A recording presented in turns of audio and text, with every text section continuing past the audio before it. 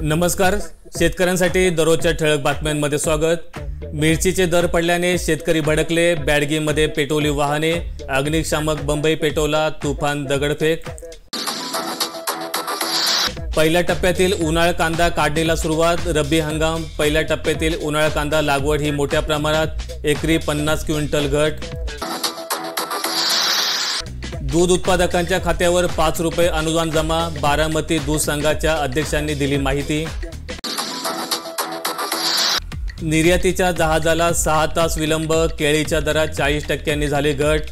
आंध्रात केळीचे उत्पादन वाढले, सोलापुरी केळीला 24 रुपयांवरून 15 रुपये दर। CCIच्या नियम अटीत अडकला शेतकऱ्यांचा कापूस, 3 महिन्यात केवळ 21,000 क्विंटल कापसाची खरेदी, 983 शेतकऱ्यांना 15 कोटींचे चुकारे। गव्हाची काढणी सुरू, पुणे विभागात रब्बी हंगामात 115% क्षेत्रावर पेरणी।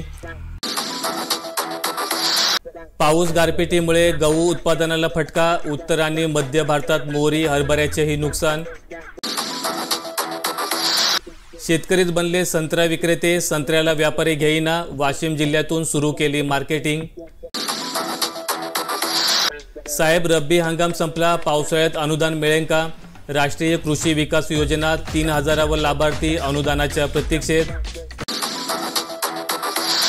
कापूस खरेदीवर व्यापाऱ्यांचा बहिष्कार, संचालकास मारहाण प्रकरणाचे पडसाद, शेतकऱ्यांची गैरसोय।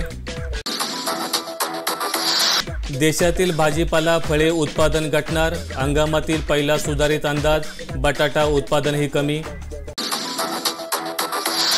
1.5 लाख टन युरिया संरक्षित, 25 लाख टन DAPचा साठा करण्यास मंत्रिमंडळाची मान्यता। तूर उत्पादक 4 वर्षांपासून भरपाईच्या प्रतीक्षेत, पालम तालुक्यातील शेतकऱ्यांची स्थिती।